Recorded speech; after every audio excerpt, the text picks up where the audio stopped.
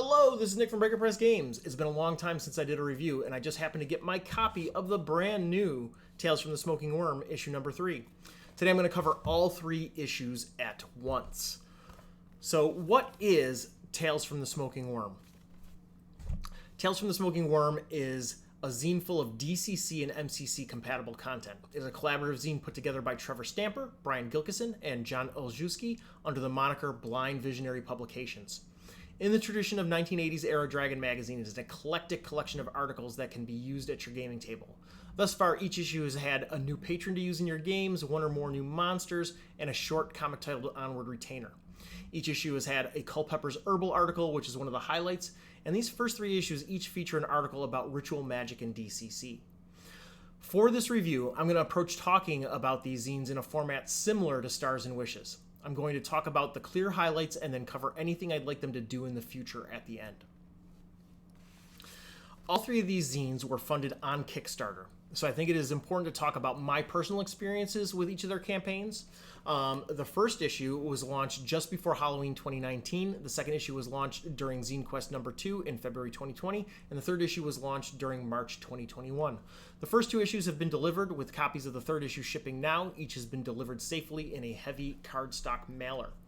I haven't backed for the additional luck tokens, and I know that delivery on those have had more hiccups than the zines themselves, so others' experiences may vary. Personally, I've been extremely happy with their level of communication and the overall promptness of their delivery, so I would recommend supporting their future Kickstarters. So what are the stars? What's kept me coming back for more? Number 1, the aesthetic. So each zine has been made available in a high-quality risograph print. Risograph is a method of printing that was popular in the 1980s. A risograph machine uses toothpaste-like soy-based ink and presses it through a rice paper screen.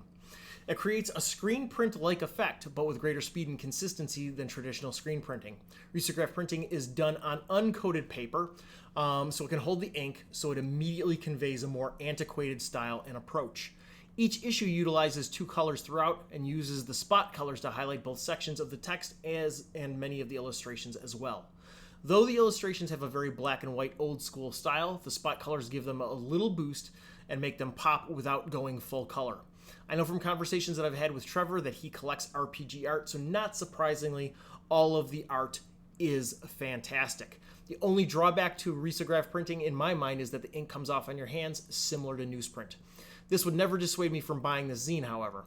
They are all gorgeous zines that I want to have on my shelf.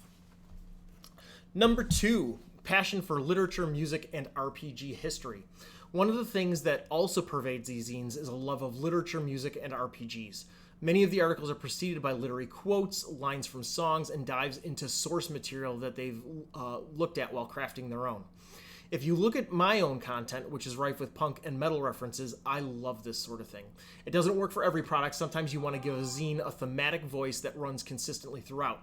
In the case of collaborative work like this, the deep love of literature, music, and RPGs is what creates that unifying voice.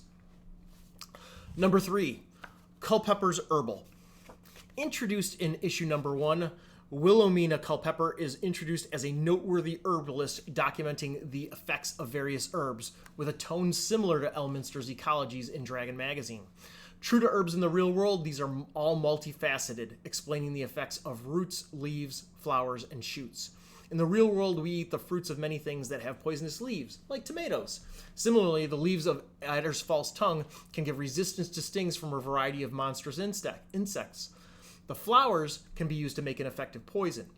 I run a very low magic DCC setting, so herbs like these are a fantastic addition to my games and will definitely see some use at the table.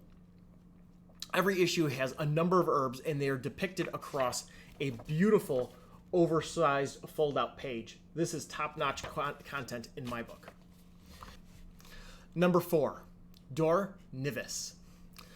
Every issue has had a patron with full patron rules for invoke patron results, taint, spell burn, and spells. The first issue focused on Cthulhu, which I would probably be more inclined to use in Cain Cathane's Ghost Like Crime or Zog's Blackout at Crater Valley, which are both modern settings.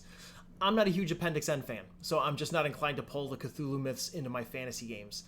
The second issue had the King of the Beasts, a Tarzan-inspired patron that is general enough to be used in a number of settings. But the latest issue introduced Dor Nivis, one of the 5 archomentals of the elemental plane of Earth.